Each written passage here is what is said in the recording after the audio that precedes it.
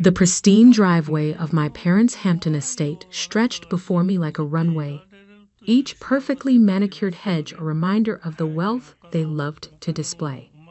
I sat in my 10-year-old Toyota Camry, deliberately chosen for this moment, and checked my reflection in the rearview mirror. At 35, I looked nothing like the traditional Wilson success story. No designer clothes, no flashy jewelry, just a simple black dress, and the quiet confidence of someone who knew exactly what was coming. Miss Sarah Wilson? The security guard at the gate looked confused, probably wondering why anyone would arrive at the annual Wilson family reunion in such a modest car. They're expecting you in the main house.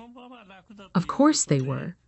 The prodigal daughter, returning to face another year of thinly veiled insults and comparisons to her more successful cousins.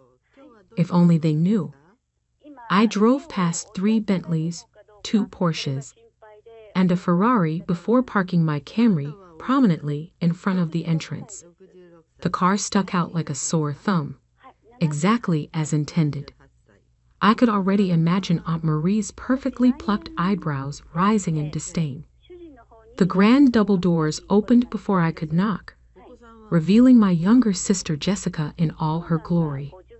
Designer dress, perfect makeup, that practiced look of concern she perfected over the years. Sarah, you made it. Her voice dripped with false sweetness. We were worried when you didn't RSVP to the private jet arrangement. I prefer driving, I said simply, stepping past her into the marble foyer. Gives me time to think. About what? Your little office job. She laughed, the sound echoing off the high ceilings. Still pushing papers for that startup. I smiled, patting my laptop bag. Something like that. The main hall was already filled with the Wilson clan in all their pompous glory. Aunt Marie held court near the fireplace, draped in what looked like half of Cartier's current collection. Uncle George, the family's successful investment banker, was loudly discussing his latest yacht purchase. Cousins Michael and David, both riding the coattails of their father's hedge fund, were comparing their new Rolexes. Sarah, my mother's voice cut through the chatter. Darling, we saved you a seat. Over there. She gestured to a corner table, far from the main family gathering. The exiles' table, where they put anyone who hadn't lived up to the Wilson standard of success. I moved toward it, noting how conversations hushed as I passed. 8 years ago, I'd walked away from the family investment firm to join a tiny tech startup. Career suicide, they'd called it. A waste of the Wilson name. Still working that dead-end job. Aunt Marie's voice carried across the room, deliberately loud. You know, your cousin Patricia just made junior partner at Goldman. And here you are. What? Some kind of secretary. The room tittered with polite laughter. I set my laptop down carefully and began connecting it to the massive screen that dominated one wall, officially there for family photo slideshows, but about to serve a very different purpose. Actually, Aunt Marie, I said calmly, I thought this would be a good time to update everyone on my career choices. Oh, this should be good, Jessica smirked, taking her seat next to our mother. Finally ready to admit you need help? I straightened up, surveying the room. Every eye was on me, expecting the usual, an admission of failure, perhaps a plea for a position at the family firm. They had no idea what was coming. 8 years ago, I began. When I left Wilson Investment Group, many of you had opinions about my decision to join Quantum Tech Solutions. That ridiculous startup. Uncle George interrupted. Whatever happened to them anyway? I clicked my laptop, and the screen behind me came to life. They went public last year. Perhaps you saw the headlines. The first slide appeared. Quantum Tech's IPO announcement. $4.2 billion valuation. My name listed as Chief Strategy Officer and founding member. The room grew noticeably quieter. But that's not really why I wanted to share this, I continued, clicking to the next slide. You see, I didn't just join Quantum Tech. I was their first outside investor. My personal investment portfolio appeared on the screen. Initial investment, $250,000, my entire savings at the time. Current value, $47 million.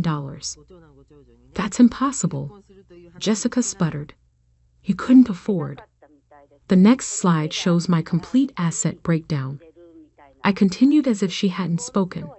The tech portfolio, real estate holdings, angel investments, oh, and my recent acquisition of controlling interest in Henderson Global. Uncle George choked on his whiskey. Henderson Global was his firm's biggest competitor. But that's not even the interesting part, I said, my voice still calm and steady. Would anyone like to guess who else invested in Quantum Tech? Early stage, private placement. The room had gone deathly silent. I clicked to the final slide, because I have here the complete list of everyone who declined my investment offer 8 years ago, including you, Uncle George, who told me I was too naive to understand real business, and you, Aunt Marie, who said little girls should leave investing to the men. Even you, Dad, who called it a foolish waste of time. The numbers told the story. $250,000 invested then would be worth $15 million today. They'd all passed. So yes, I concluded, unplugging my laptop, I am still working that dead-end job. The one that made me worth more than half the people in this room combined. The silence was absolute. Mom's champagne glass slipped from her fingers, shattering on the marble floor. Aunt Marie's face had gone an interesting shade of purple. Now, I said, picking up my bag, I believe dinner is served. Shall we? The walk to the dining room was the quietest the Wilson family reunion had ever been, and I was just getting started. The tension in the dining room could have been cut with the solid gold butter knives Aunt Marie had insisted on displaying. Crystal glasses clinked with nervous energy as the family settled into their usual seats, except now, mysteriously, my corner exile table had disappeared.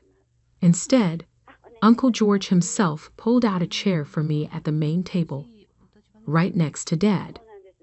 Sarah, he cleared his throat, his earlier arrogance replaced with something approaching desperation. Perhaps we could discuss some potential synergies between Henderson Global and my firm. I took a slow sip of water, enjoying the moment. I don't think that would be appropriate, Uncle George. Given the pending SEC investigation into your trading practices. His face went white. How did you? I'm on the board now, I said simply. We get all the reports. Across the table, Jessica was furiously typing on her phone, probably Googling every detail she could find about Quantum Tech and my role there. Mom kept glancing between me and Dad, waiting for someone to take control of the situation. But Dad just sat there, staring at his plate like it might offer some explanation for how his foolish daughter had outmaneuvered them all. The first course arrived. Imported caviar, naturally. Aunt Marie always did love her displays of wealth. So Sarah, my cousin Patricia ventured, clearly trying to salvage some family dignity. Tell us more about your investments. Surely you had help managing such large sums. I smiled. Actually, I developed my own algorithm for identifying undervalued tech companies. It's been quite successful. Perhaps you've heard of Mindspace or Nexus Analytics? More uncomfortable shifting in seats. Both companies had been billion-dollar acquisitions in the past year. I was an early investor in both, I continued, along with 17 other startups that went public or were acquired. My personal portfolio has averaged a 312% annual return over the past 5 years. Uncle George choked on his wine. But enough about me, I said, turning to Jessica. How's the new position at Wilson Investment going? Still managing Dad's legacy accounts?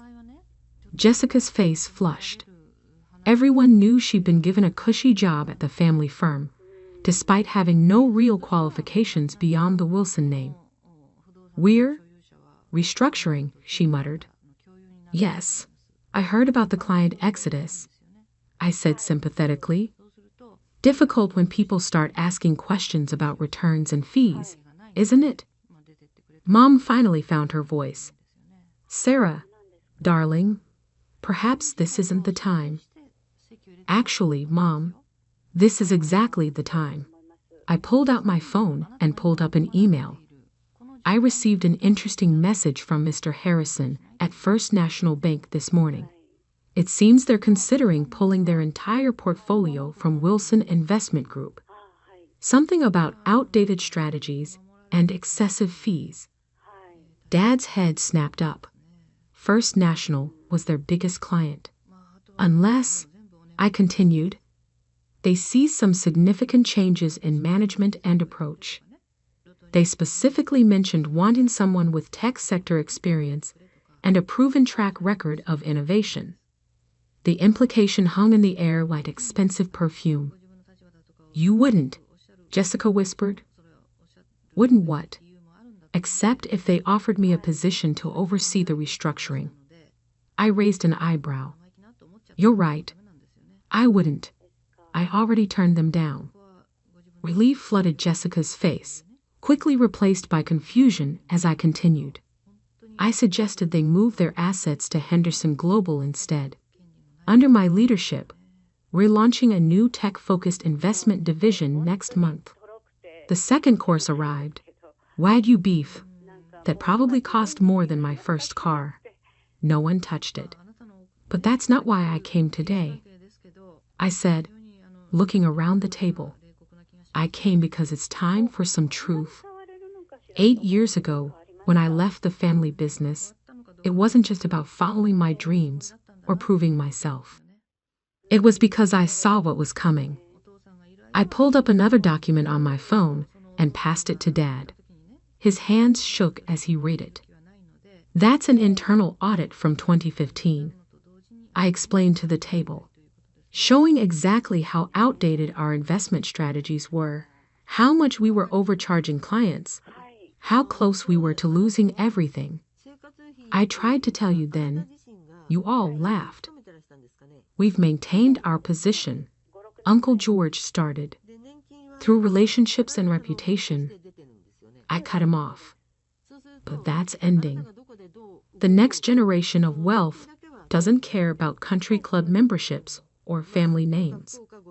They want results, innovation, actual value. The silence was deafening. So here's what's going to happen, I continued, my voice calm but firm. Tomorrow, Henderson Global will announce its new tech investment division. We'll be offering all Wilson Investment Group clients a chance to transfer their assets, with significantly lower fees and access to the kind of opportunities you've been missing for the past decade. You destroy your own family's business? Aunt Marie gasped. I met her gaze steadily. No, Aunt Marie. I'm offering to save it. But this time, on my terms. The dessert cart rolled in, imported French pastries that would go untouched. The Wilson family reunion had just become a business negotiation. And for the first time in history, they weren't the ones holding the cards. My phone buzzed. A text from my assistant.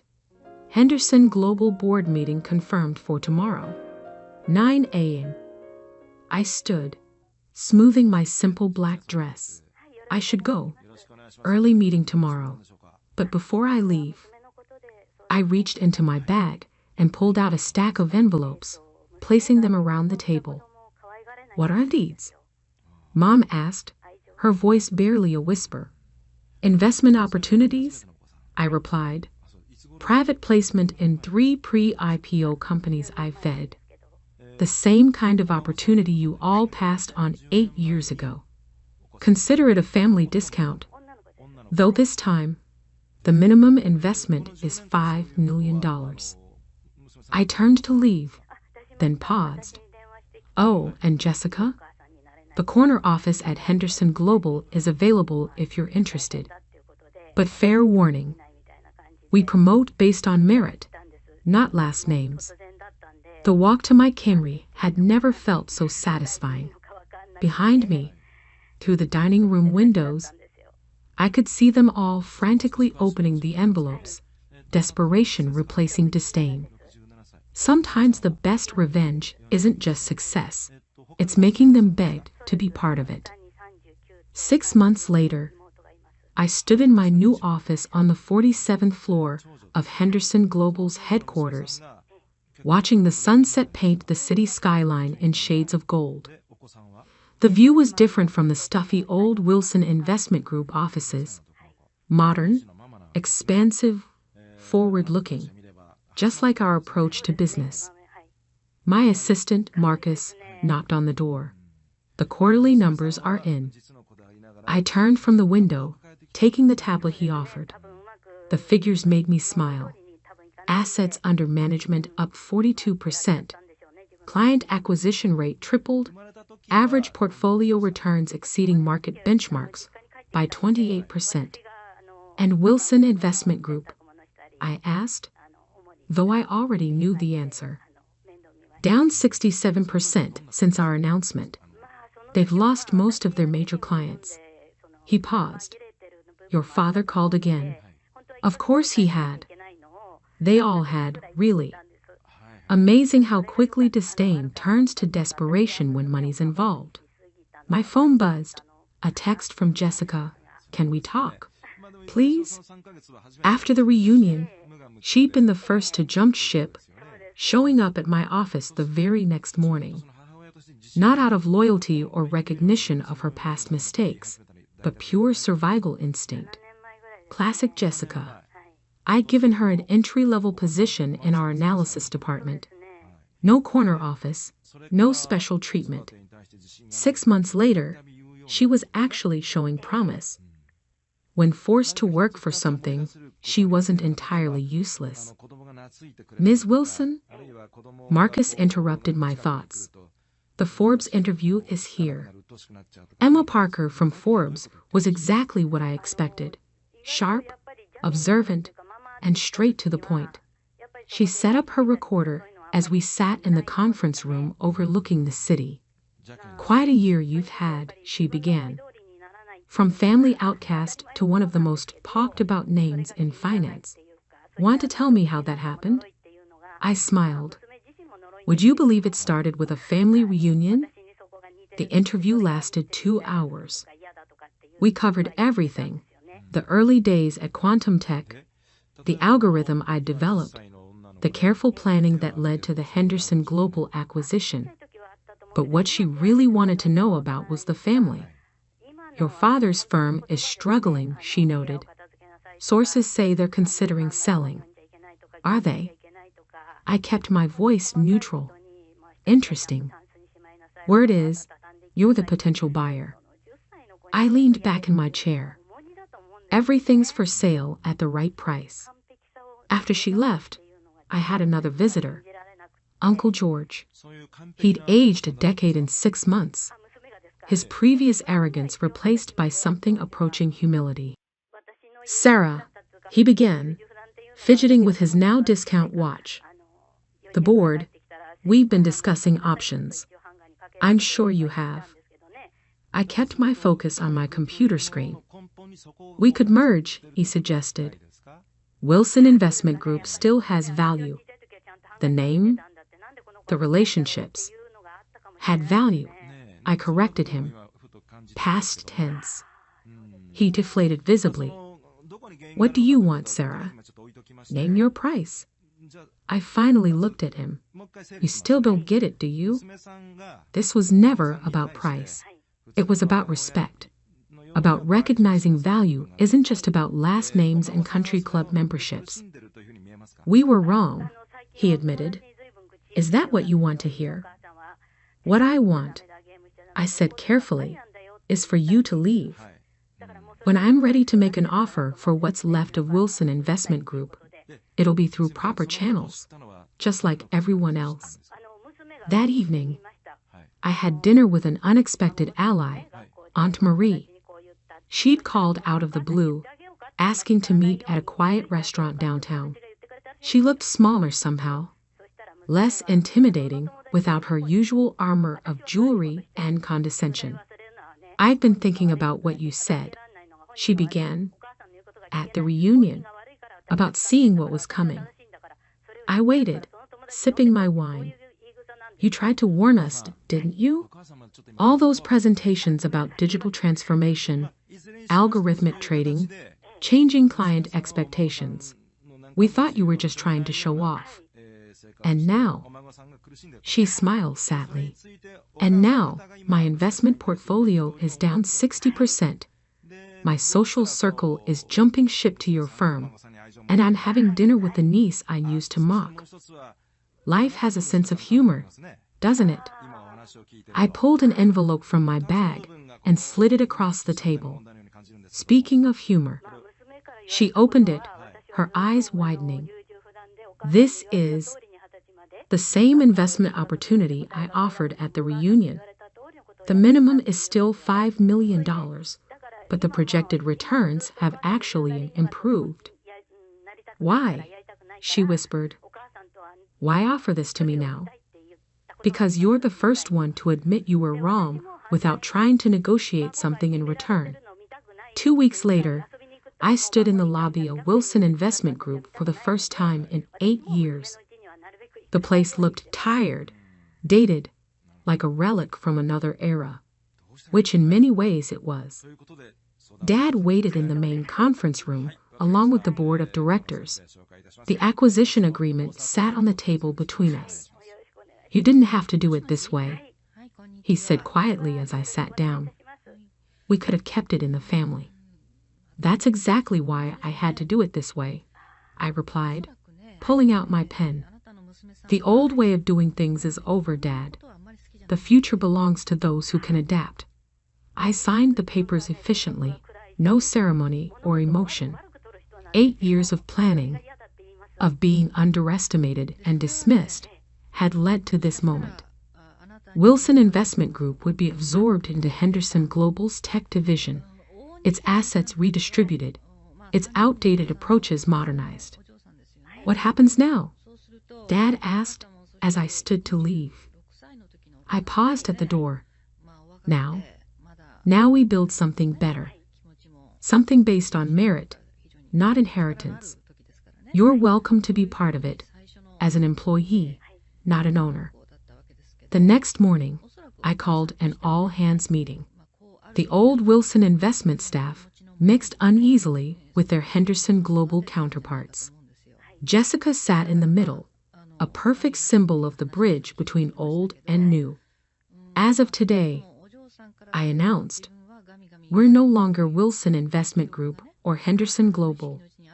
We're Quantum Financial Partners. I clicked to the next slide, revealing our new logo, a name that represents innovation, forward-thinking, and most importantly, results. The room erupted in applause, genuine this time, not the polite golf claps of family reunions past.